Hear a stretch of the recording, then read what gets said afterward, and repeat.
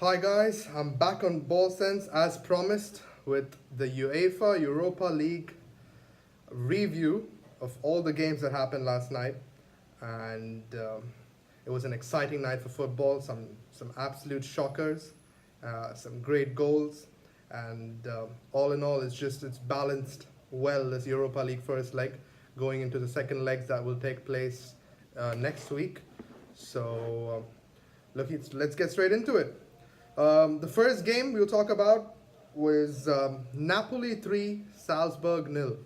Now, that was kind of expected. People would have expected Napoli to do something there and take an advantage, a healthy advantage, going into the second leg. Salzburg, for me, they were semi finalists last year in the Europa League, and unfortunately, this time it was a very big task at hand. For Napoli, it was Milik that got the goal. Very happy for him.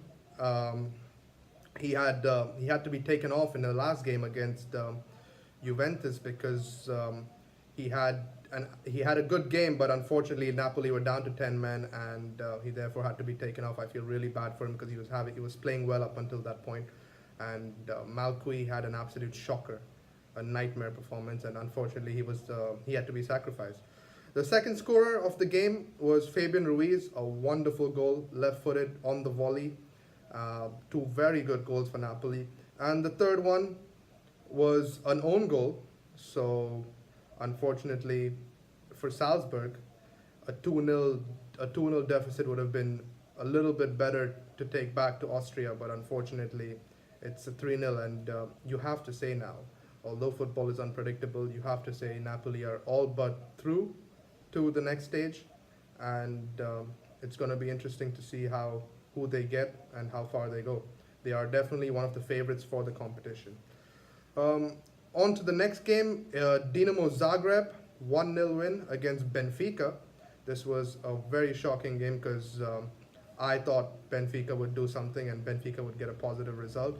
They did dominate 67% of the possession, but Dinamo Zagreb, they're a very good team, Croatian team. They produce some of the finest players in Croatia: Luka Modric, Ante Koric, Jedvaj, and it's just a Croatian talent factory. One person that did catch the eye was Dani Olmo.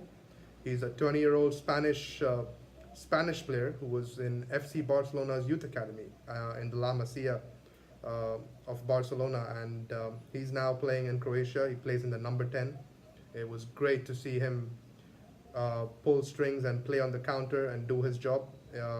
He was a star man for them. Benfica, they have João Felix, obviously, 19-year-old, huge player. He's has a £100 million clause. Rumors are that he might join Manchester United in the summer, and there are a lot of top clubs that are after him, João Felix. Unfortunately, Benfica, they couldn't really cut through. They were probably missing Eduardo Salvio. Not quite sure if he was injured, but it would have made a difference for them. It's still doable for Benfica. 1-0 going into the second leg in Portugal at the Stadium of Light.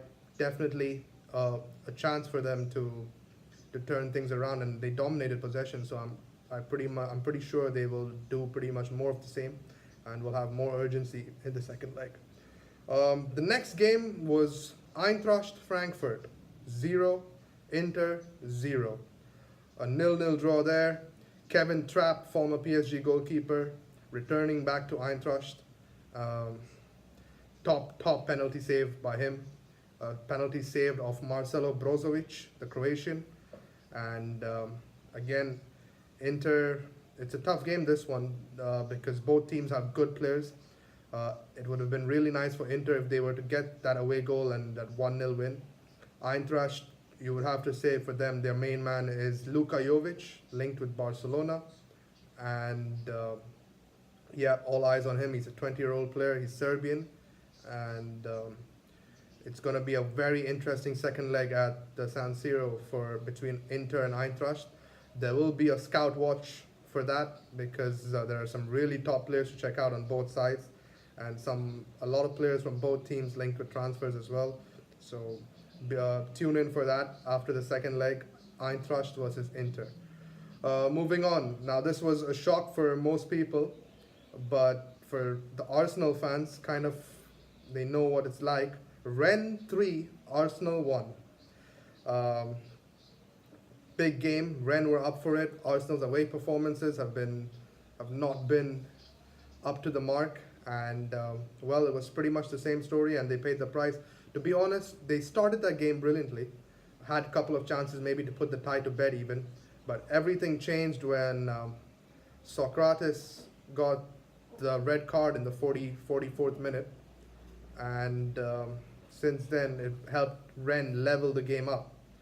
Um, Arsenal had taken the lead initially through Alex Iwobi, and after that, Rennes leveled it up uh, through Bourgeois, and it was just from there on the second half with 10 men, Arsenal just couldn't handle it. Lack of game management, naive, same old story, same facts that you associate with Arsenal.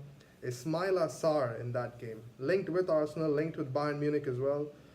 Senegalese international, I think 21 years old, 20 years old maybe. He had a terrific second half performance. Ran Montreal ragged and just tortured the Arsenal backline. Scored a goal himself in the 87th minute, a wonderful diving header.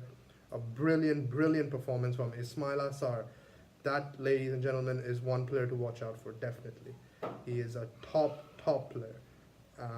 Also, Hatem Ben Arfa did his thing, was creative, had some good skills on show, and this was a very enjoyable game, all in all. And Rennes, I must say, deserve it, but again, this is not over by any means, and Arsenal can turn it around. They have the all-important away goal given to them by Iwobi, and going into the Emirates, they will be fired up, and they will play for their lives, shall I say, to put it like that, because this is one route for them to qualify for the Champions League. So I would expect Arsenal to go all out, and it's within their reach. They need to win 2-0.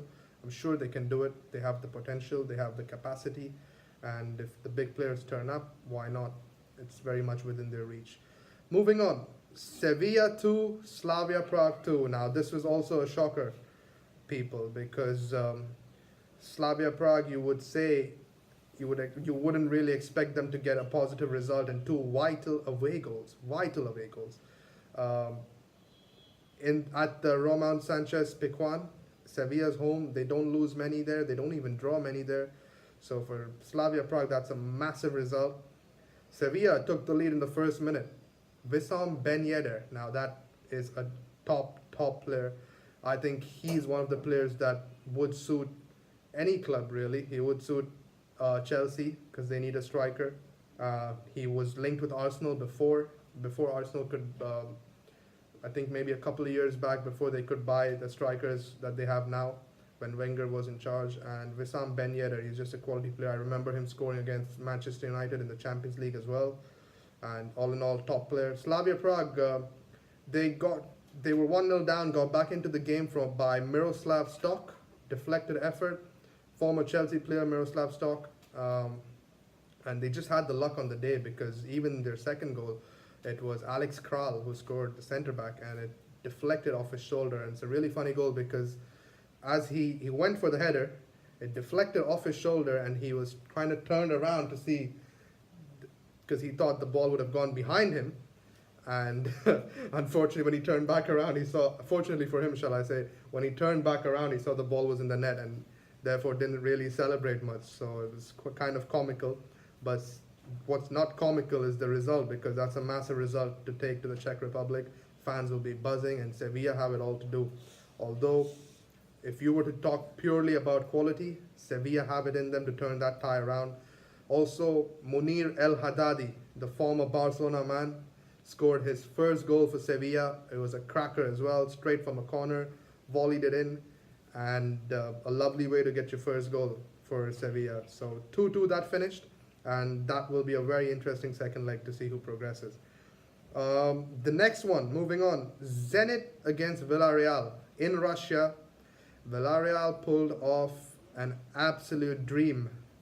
They finished the game with a scoreline of 3-1, 3 away goals to take back, and it was an incredible performance.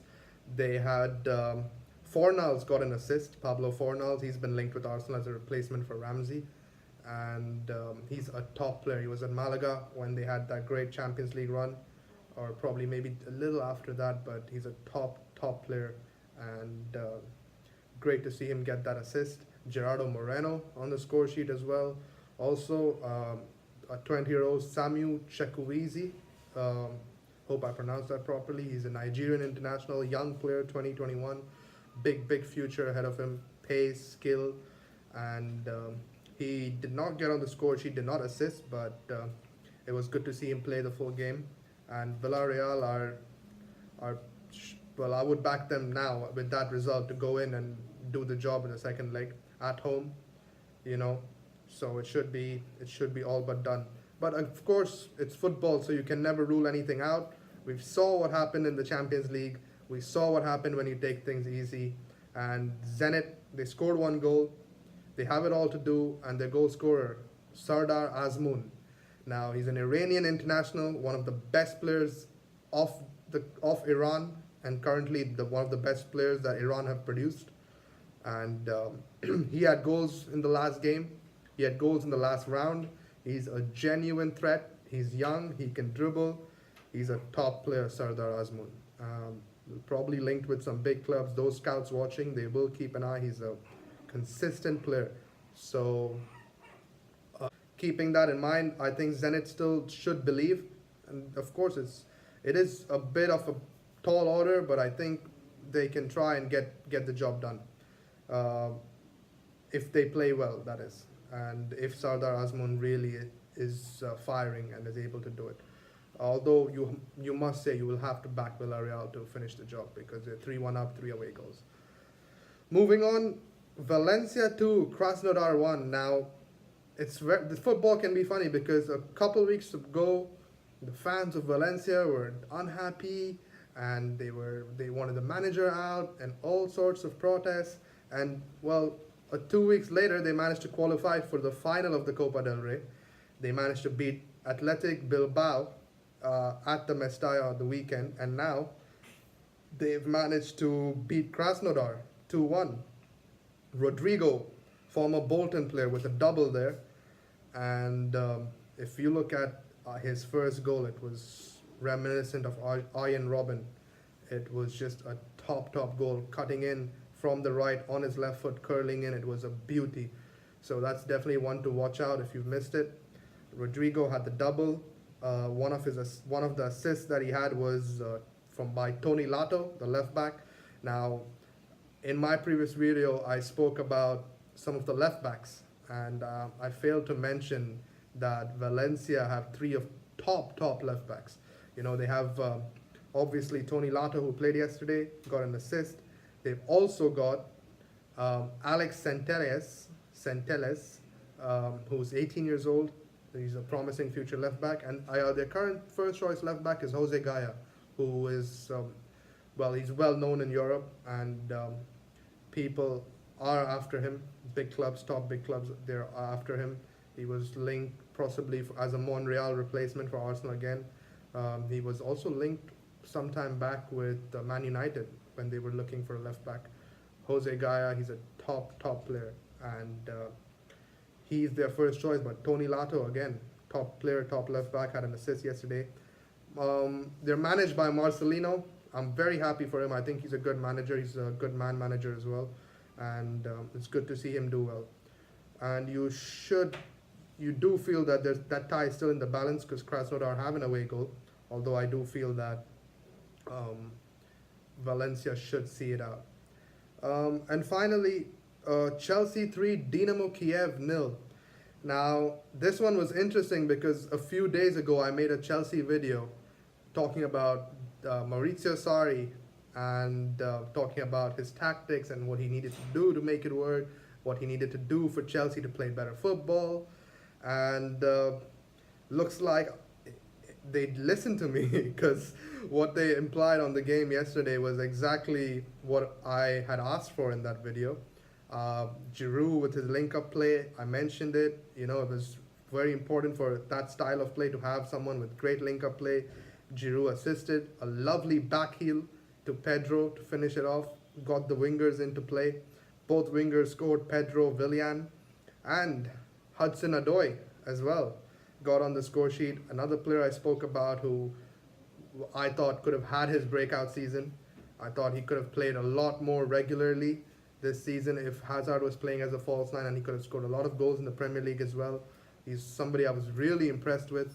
And well, he got on the score sheet again. And you must say again, that's job done for Chelsea because Dynamo Kiev, well, it's a bit too much to ask for. And it doesn't look like to me they will score 4 goals and overturn this deficit. So that's Chelsea. Glad to see them firing. And they played some really, really good football yesterday.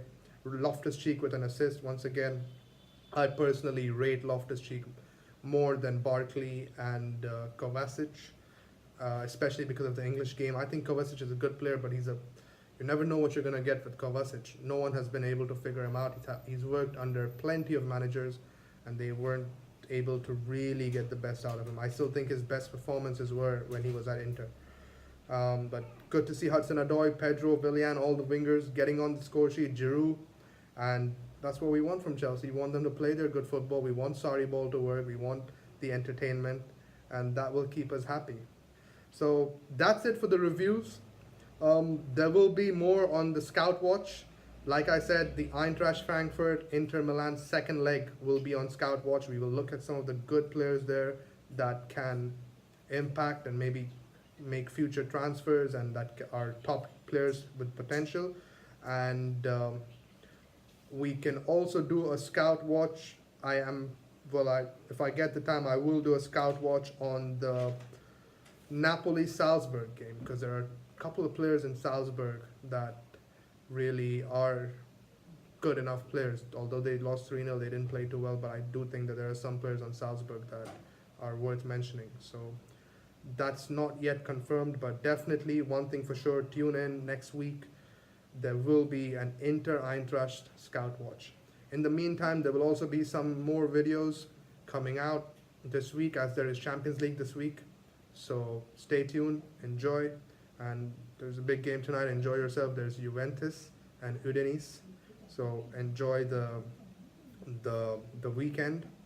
And until next time, thank you for tuning in.